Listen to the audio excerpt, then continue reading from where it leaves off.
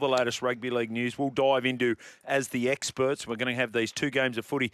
I tell you what, they're not overall that important when it comes to, well, they're not important at all when it comes to top 8, but bottom 1.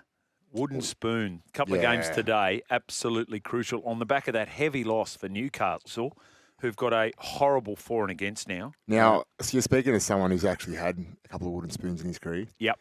And there's 2 things that happen in your career. There's a part of your season when you look at the top 4 and the top 8. Yeah. And there's 4 or 5 rounds to go, and you're doing the maths of how much you have to win to get there. Uh-huh. On the flip side, you start playing a game when how many points to avoid the wooden spoon? When you're playing that game, it's been a bad season. I'll tell you what, I thought 98. I'm trying to remember. Dunny's just texted in 98 for the Rabbitohs. We didn't have too many wins. We lost a coach mid-season too, Steve Martin. Never a good sign when you're losing your coach. We did pick up one, though, in Craig Tugger-Coleman. He was outstanding. Dunny's sent in bullshit, and there was lots of that around and was able to kick it away too, Dunny. So thanks for your support on that one. I know how supportive you has been. As I mentioned around the Dragons theme, Hamish Stewart turns 21 Tuesday. Yeah. So young, talk about young lion. Doing so well. He's played 18 games now in his first year in the National Rugby League. He's one of those fringe guys for an NRL rookie. Well, you keep ruling out Mark Nawangani-Tawasi. I guess you do get a little bit closer to Rookie of the Year. I was watching that last night going, why is he not eligible for Rookie of the Year? Why isn't he? What's the rule? Well, he's played more than 5 professional games in any other sport. They're now just saying not just the NRL, but Super Rugby or international rugby or even Sevens rugby. Can we have a quick look at Hamish's stats? Do you mind that, Jules? Can we have a quick flick? Yeah, 80 minutes. Yeah, I was looking at this too, yeah. 12 carries for over 100 metres, 102 metres. Yep. 42 post contacts, a tackle break, an offload. Go to his tackles. And 42 tackles. Wow. That's a great game for him. How old? You said he's just turned 21. About to turn 21 on Tuesday. My understanding is this too.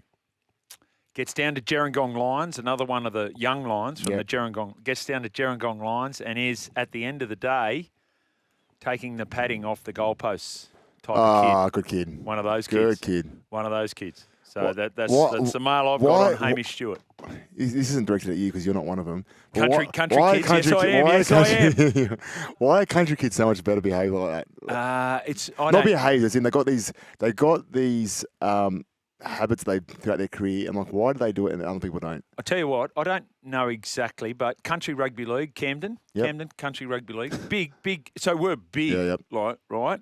But Tracy always volunteers for the canteen, and I always volunteer for the barbecue, or ground manager, or just doing something to help around. But there are those individuals, so they see it, kids see it. You would think that would be the case of every junior, certainly the case in a junior cricket club. You see the people who volunteer. David Warner's parents, Howard and Lorraine, at the Eastern Suburbs Cricket Club, they would volunteer every Saturday and would be in the canteen minimum 8 hours a Saturday, every Saturday. And this was when both David and Stephen were coming through the junior ranks and playing. Do you think now, because life's so fast-paced in the city, that parents aren't as involved? Well, not all of them, but a percentage of them. I will say that don't worry, there are those. So Camden's a very big club, and they still struggle to get people to man the canteen. I don't consider Camden Country Rugby League though. Like, I know it's not City Rugby League, but Group 6, mate. Group 6. Yeah, but Camden is just an extension of Sydney these days. I'm talking Country Rugby League. You're going out, to Bathurst and Mudgee and. Well, I'm only going to agree with you if there's a rezoning of land areas around the corridor region. Right? Okay, now if that's the case, then we can go with it. But Hamish Stewart's going to be our special guest. Broncos are gone. Jimmy, you boys know this. Know much about Samuel Healy from the Warriors, JJ. So let's start. So Sam Healy is Mitch Healy's young bloke, plays hooker for the Warriors. I reckon he's played 2, maybe 3 games in the National Rugby League. He's good. Are the Broncos gone? They lost on Thursday night 22-2 to the Melbourne Storm. But the incredible thing about it was hamstring in the same play, Ezra Mam and Adam Reynolds. And then a little bit later on, Selwyn Cobbo hamstring. They've got the Dolphins this week in a massive battle up there at Suncorp Stadium. I don't think they're gone. No, I don't think they're gone. I think if I was Michael Maguire, I'm leaving that game probably a little bit. Yeah, obviously, really upset with the injuries, but very happy with what you saw from the team. I thought they they dug in and they had a real crack, which is a really good sign of what he needs to see from them over the coming weeks. Yes, it's hard to adjust in the run in the middle of a game when you lose those two key players, but with a week under their belt and getting someone in those positions, I think they'll beat the Dolphins. I think so too. I think it might have all caught up with the Dolphins. You know, all those injuries, hanging in there, playing superbly, doing a lot of things. There was a game a while ago against the Cowboys that they won by 24 points or something. But there were just elements of the game where I thought the Cowboys aren't good. And the Cowboys are causing them problems here. Yeah. And it was through the middle of the field with their lack of forwards. But they got out of jail. How'd they get out of jail? Because they had this strike on the left-hand side in Herbie Farnworth and Isaiah Katoa feeding that. And now there's the bit of a situation. Well, you don't have that. And Hammer didn't play well last night. Hard to say that anyone played well. But and it just feels like, you know, we've been pushing for so long, for so hard, and it just all fell away. And I'm with you. I think the Broncos will win comfortably. Yeah, I think there's been 2 or 3 games this year where Herbie's single-handedly won the game for him. Like they had been average, they've hung in there, and then with 5 or 10 minutes to go, he comes up with a break or something and wins a game. So obviously he's very missed, but I think you're right, mate. They deserve credit for how brave they've been throughout the season and to be, you know, some really big wins and give themselves a crack right at the end of the season. But I just think there's other teams out there that are going to have their number towards the end of the year. I missed the Dragons and the Sharks game because I was volunteering, ground managing down there at Camden. So watching that. So Britton Nickera has picked up a 3-match suspension with an early guilty plea. So now we've got the Sharks. I said it was a tricky game. I thought they'd run them close. I didn't expect a famous win for the Dragons in the fashion at which they've got. But third and subsequent offence, 3 matches. He's going to be a massive loss for that Cronulla Sharks side. The Sharks are a massive enigma for me. I just don't know. You know, I gave them a rap this week saying I think they've turned the corner. They're starting to come good at the right time of year. They've been playing good the last few weeks, and last night they just really let themselves down. I don't think they've ever really been a threat to win the competition this year. And I think it's just going to be another season where they just kind of meander through the finals. All right, just on that. So as I said, I watched the highlights. I saw the incident. Jules, you were calling the game, and that's right. Channeling the great Vitas Gerolaitis, who said nobody. I think it was it Ili Nastasi or Bjorn Borg? Connors was it? And he won 16 in a row. And when he beat him, Vitas says nobody beats Vitas Gerolaitis 17 times in a row. And no one beats the Dragons. 11 times, though. 10 in a row. 10 in a row, yeah. 2020. So talk to me about the Teague Wilton penalty try, because I've watched that this morning. I've had conversations with other persons around it. And I'll say this, based on the Xavier Coates penalty try that we saw on Thursday night, now, not influential in the outcome of the result, and also based on the penalty that the Newcastle Knights gave away when Brian To'o so he left the ground to jump towards a ball. Didn't jump up. He jumped forward and was penalised because Greg Marzou caught him in the act of jumping. They should be doing this effective immediately tomorrow. Change the law around what can and can't happen when players are competing for the ball in the air. You can't just give them a try just because they're good in the air. They've still got to earn the right to score the try. Well, you've got to be able to allow that defender to go up for the ball, I haven't got it, like Tyrell Sloan, and then do as much as you can to stop the try being scored. It's so hard to be able to do it split second, but if you're good enough to do it, you should be rewarded by stopping the try, not penalise them and give them a try. And who's in danger? Who's in danger? You know, the guy defender trying to stop the ball as much as anyone is in, because you've got your arms around the ball and you're coming back to earth with a thud. And you might have someone on top of you, which was the case yesterday with Tyrell Sloan. What was your thoughts in commentary, Jules? I felt, to the letter of the law, they're getting this right, but that's not what the law was for. 100%. So I was in commentary yesterday with Scopey and Spud. They were all in agreement. And like you said, that law, if you're in the air, right, and you're a defending player, you have no intention to compete for the ball, and then you tunnel them, you barrel them, fine. Fair enough, penalty. Yep. But what incentive is there to compete for a ball in the air if you know that if you don't win that contest, there's a very high probability that you will get penalised for tackling that player in the air. So it's exactly right. And how many interpretations do we have during the course of a game for a referee? It's 6,000 to 8,000. Like they're making these interpretations. Get them to make another one. Because at most it's going to happen once during a game. If you've got Xavier Coates and Daniel Tupou and Mark Nawong and Toa, say there might be a few more times. And that is this dangerous for the attacker? The one for Tyrell Sloan and Teague Wilton was not dangerous for Teague Wilton. The one for Xavier Coates was not dangerous. No. The one for Brian To'o on Friday night was not dangerous. So make another interpretation. And the two of you, the on-field referee and the senior review official, can sit there and go, no, that's fine. He's doing his best. It's a no try or whatever it is. It's the Sharks' ball, or it would have been a turnover, but that's okay because we're arriving at a better outcome than currently what we have. I agree 100% with you. I think it's just been... It's something that isn't the best look for the game, and you want to create the best product. I know we made rules to make the game more entertaining.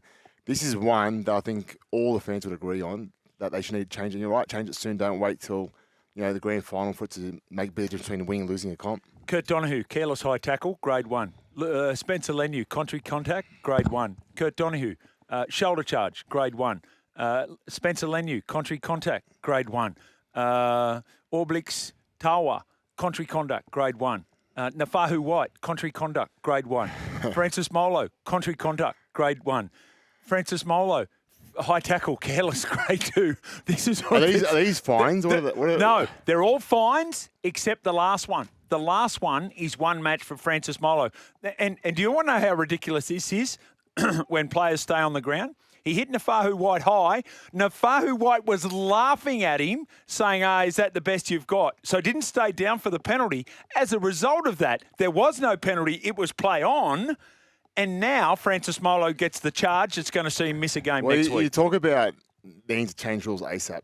For me, that's the biggest rule that needs to be changed because we're rewarding people for staying down. That's right. Okay, so I don't mind you staying down. If you stay down, you'll have to take the risk that if you do stay down, you've got to go for 5 minutes to get assessed. In the first 2 minutes of the Bulldogs-Warriors game, Dallin Watene-Zalesniak, who was building up a portfolio of staying down stayed down. Yep. Got a high shot. I think it was Max King. I saw that. Oh, was it? Max King. Yep. Penalty. You're on report. Dallin stays on the field. Yeah. No, mate. Go. You got to go. Yeah. There's got to be a risk-reward incentive for the players. Oh, so if you stay down... He's in high finance, everybody. Risk-reward. If you're going to stay down, you could get the penalty. Fantastic if you do. But either way, you're coming off whether you get the penalty or not for 5 minutes. And then let's see how legitimate these guys that stay down are. Sam Hughes it was, because there he goes. He gets charged with a careless high tackle, grade 1. And gets a $1,000 fine. Harry Hayes, careless high tackle, grade 1, $1,000 fine. There was one in the Bulls game last night that I really liked, the ref call, where the player dipped his head as he was going in. He got hit high. Right. I couldn't believe there wasn't a penalty, but I liked that the ref kind of didn't blow it. Are you saying bringing common sense into this, Tim? It'd be nice. Is that what you're saying? Nice. Wow, this is... You're asking too much? I'm asking too much. Brandon Smith has been questioned by police upon arrival. His 150th NRL game. So he was pulled aside and interviewed as they disembarked from their flight. The NRL Integrity Unit has been in contact with the Rabbitohs. So just waiting to find out exactly what's transpired there. I did have a couple of journos yesterday reaching out saying, hey, you heard any more on this? And no, but everyone, it was a 29-year-old Rabbitohs player. And there was only one 29-year-old. It was Brandon Smith. So that made it a little bit easier to work out. 1300 01 1170 0457 736 736. Before we look at these games in detail, the big news today from Peter Bedell, and this has a ramification for so many things, and mainly around those contracts that have clauses in them, and that is Perth Bears prepared to make $7.5 million offer to law Tino Fa'asuamaleaui to their club. He has put out via his manager that he will go to the open market on November 1. Tim, why did the Gold Coast Titans put those clauses in his contract? Because pure desperation. It's clubs that are desperate to get players that allow managers to really play with the system because managers know that if a club's desperate, I can get better terms here. And by the way, that's the manager's job. Yeah, correct. That's the manager's job. 100%. Any other clubs you can think of off the top of your head that have done this over the years? I've been vocal. Like, Para's getting a lot better at it, I think Para made a rule now that they're not doing any more options. They've come out and said, we're not taking any more options. They've signed Mitchell Moses. You know how many options in his contract? Zero. Yes, and I really like that because Yep. we got exposed. And the biggest blunder for me was the Dylan Brown 3+3+3. Everything worked for Dylan. Losing Blaze Talangi and Sanders as a result of that contract, thinking he's there for 9 years when it was all a facade. He wasn't there for 9 years. He was there No, for 3. Whichever knew it was that a 3-year contract. Yeah, exactly, correct. It was a 3-year, and Tino's was a 3-year contract, or whatever that first clause was, 3-year contract. But then that's why I love what Para's doing because in Gold Coast needed these clubs that seem desperate have got to draw a line in the sand. We're not going to get walked over here. We've got to make some calls that's going to be the best for the club. And if you seem desperate, guess what? Yep, you're desperate.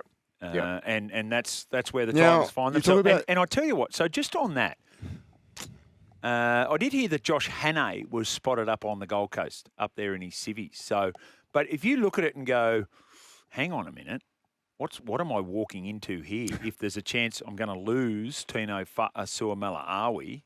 Now, I'm not saying Josh Hannay's desperate. I'm not. But I know what coaches are like. There's a very small percentage of coaches that will turn down an opportunity based on the right reasons. Now, I think Jason Rolls did it. I think To the Dragons? Yeah, I think a couple of coaches to the have done it. Dragons. But most coaches are just wired that just give me the job and I'll make it work. The thing that works in Hannay's favour, what's the other club that he could work really well at? Cowboys? Yeah. Bingo. Yeah, Bingo. I think that's the one that's going to suit him one day. All eyes on this Parramatta Cowboys game this afternoon because, as we said around Kevin Walters last year, and that is, it's not that the Broncos lost at the end of the year, it's the manner in which they lost. The heavy losses that came, especially at home. But the Cowboys are starting to lose badly. They're starting to lose badly. Yeah, and we talk about losing badly. We'll cover it later as well. But the Knights, there's a few coaches that in my mind, I'm like, the reason why I'm so quick to judge coaches because I was part of a regime at Parramatta where Daniel Anderson got us to a grand final. The next year we sacked him. So I always use that as my measuring stick. I'm like, how do you go from like a grand final to getting sacked? And then I look at clubs that have been continuously mediocre for 5 or 6 years. And they get the privilege of just being there as a given. And for me, I'm like, well, I'm all for giving coaches a chance, and you got to let them build their squads and have a chance. But once they have that chance, if they're not performing, it's a sport. It's ruthless. You're Josh Hannay. Which club do you want to go to, the Cowboys or the Titans? Cowboys. Absolutely. Yeah, Cowboys. And that's why you might be being a little bit patient. Why don't we get to Dragon number 283, a Gerringong Lions junior, 80 minutes from him yesterday in the great win against the Sharkies. I'm happy to say that Hamish Stewart is on the line. G'day, Hamish. How you going, fellas? Mate, we are going really well. It probably can't get much better for you, right? 18 games this NRL season, couple of days out from your 21st birthday. You must be absolutely enjoying what you're doing at the moment, Hamish. Yeah, I'm loving it, playing first grade, especially getting that win yesterday over the Sharks at home is nothing better. Yeah. All right, we know you're a Gerringong Lions junior, but tell us a bit more. Tell us, did you grow up your entire career there, entire life there at Gerringong, and how'd you get into footy? Yeah, so born and bred in Gerringong. All my juniors hung around the Michael Cronin Oval every chance I could get. And, so I just pretty much progressed through there and into the Steelers pathways. And, made my way through the Dragons debut this year, obviously. And, it's a pretty quick rise. But, enjoying it. Hamish, Timmy Mannah here, mate. I'm just going through your stats. You got to the 80 minutes yesterday. 12 carries for over 100 metres, 42 post contact, no offload, and 42 tackles, mate. You had an enormous game. It's so early in your career. Are you getting more and more confident the more of these games you have? How do these kind of games help you as you move forward? Oh, definitely. Experience each and every week. It's not getting any easier, but it's just even I was playing in the middle my first few games, and to play on the edge it's a lot different, and I allowed myself to get through the 80 minutes, and that's what I pride myself on, trying to work hard and make tackles and, fill the space for my teammates. Yeah. Explain that difference. Explain the difference playing in the middle that you did early on compared to playing on Yep. the edge that you did yesterday. Oh, well. It's a different sport. Blokes, it's different, mate. You can hide out there a little bit, but get your breath back. But, the middle's just a washing machine. You come on, especially against those really big boys, and you probably don't have to think as much with your brain. When you got, but then in the back row, you got blokes like yesterday, you had Nico and Trindle, blokes coming inside and outside. You had to use your brain a bit more, and it's a lot different, but I enjoyed it yesterday. Yeah, well, if you think it's a bit of a holiday out there, imagine what wingers feel like. Don't start me. Yeah, mate. Talk to me about Gutharooney. He handed Buchanan a try and got a bit of karma late in the game. How's he been for the boys? I felt like yesterday he had a great game and was also very inspirational. Like you could see when the game was on a knife's edge, he'd come up with a play or raise the energy with by getting the boys up. How you found playing with him? Oh yeah, well that's what he's like at training and in life. Really, he always says he lives and dies by the sword, Gutho, and he's just been so good around training with the boys, more getting everyone together and stuff like that. He's just been really good for the club, and Damien's been helping him out a lot as well. So I love Gutho, and he's been huge for us. Anyone else?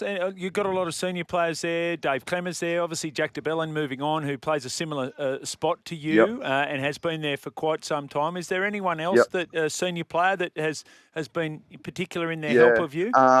Probably Jack DeBellin and Blake Laurie. Yep. Nice. They help me. Well, us Jangong boys, we pick up Jack on the way to training. He doesn't like using his petrol, so he makes us young boys pick him up. But him and Blake Laurie, they like we're fighting for positions on the field, but they'll tell you anything you need to know and help you out anywhere, which is I'm so grateful for, and we really appreciate it. From what I understand, your father Scott's been heavily involved with the Dragons for a number of years now across different sections, but well-being and coaching. What are the things that your father has said? What about the tips from Mum? Because I reckon they're pretty important as well, Hamish. Yeah, well, Mum reckons she gave us all the sporting ability. So. No, but Dad kind of just lets me go, lets me get coached by our coaches there. He doesn't really try and get involved too much. He'll have his say after each game, but he kind of stays out of it a lot. But Mum always tells me to play with a big heart and tackle hard. Yeah. All right. When you wrote down at the start of the year, or presume you wrote down at the start of the year, what were the goals that you were looking to achieve? Have you achieved them, and have you had to revise what it is that you're wanting to achieve for the rest of 2025? Oh yeah, definitely. Didn't think I'd be playing this many games of first grade. I think my goal was kind of just to get a debut, maybe like this time of year, but to get one at round one, it was special. But definitely you got to keep looking forward and keep setting new goals, and I don't know, we'll see what happens. Just got to keep playing good footy, and usually that sorts everything out. Coach Flanagan's re-signed for another couple of years, 27, 28. What are the things that Shane has helped you with in your game this year? Yes, I get along with Shane. We don't have to talk too much, me and Shane, but I kind of know where I stand with him. He puts a lot of confidence in you, and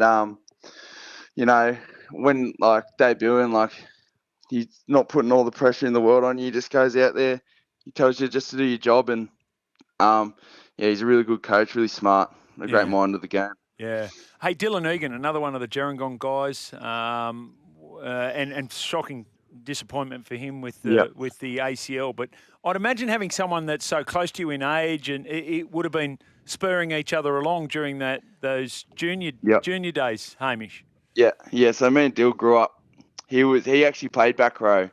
So I've never got a chance to play back row growing up because Dill was always in that position. But me and Dill, we're pretty competitive with each other. We hold ourselves accountable, but in a good way. We're always pushing each other, and we grew up playing pretty much all our footy together. So it's devastating he went down, but he'll be back. He'll be back stronger. Mate, I know you still got a fair bit of footy ahead of you for the rest of the year, but any plans for the postseason? Any trips planned? Nothing yet. Might try and sneak over to Bali or Goldie or something, get my head away from footy, but nah. Nice. Nothing much yet. Hey, Hamish, it's a very Parramatta attitude from Tim Mannah there. You know, mate, there's 4 games to go, Tim. He's concentrating. You got to plan these things, mate. You got to plan them. Make the finals, mate. Exactly. That's all I said. You got plenty of footy ahead of you. Hey, I have it on good authority, Hamish, that for the Gerringong Lions games, that you're one of these guys that's at the end of the day taking the padding off the uprights. What have the Gerringong Lions meant to you, and is that true about your work back with your junior club?